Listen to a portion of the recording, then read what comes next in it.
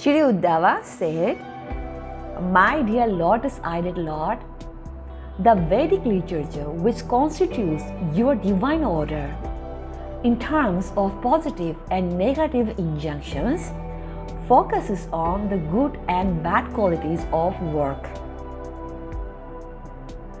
In this chapter, Jnana, Karma, and Bhakti are elaborately described, as well as those who are suitable to engage in these three processes.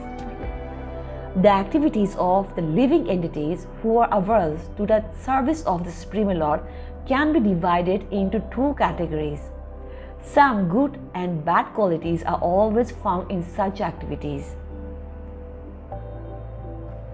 The Vedic literature creates the division of Varya and Akrama and describes the good and bad qualities in relation to mixed marriage called Pratiloma and Anuloma, according to time, ingredients, place, and age.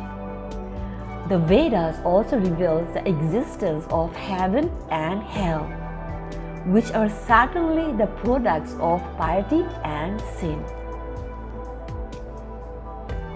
It was previously text from chapter 13 stated that pointing out good and bad qualities of others is in itself a fault, and so one should give up such a dualistic mentality.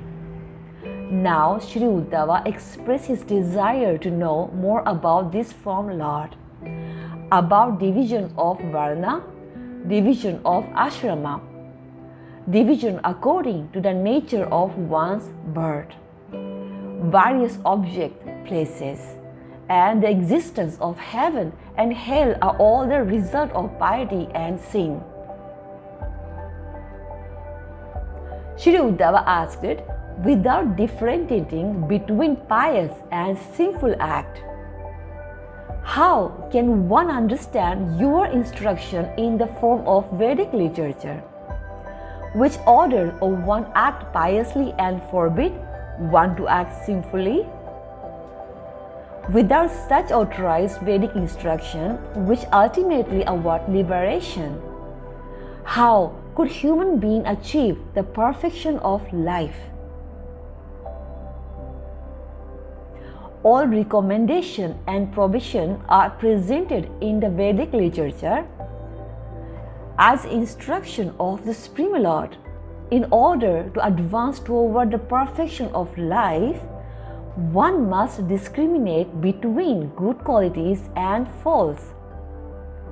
Therefore, it is impossible to achieve any auspiciousness in this life without making a distinction between good qualities and false. Uddhava is pointing out that if a person has no interest in making a distinction between piety and sin, then it becomes impossible for him to properly understand the scripture. Without the assistance of the scripture, how can a human being hope to understand the absolute truth or be liberated from material existence? Hare Krishna.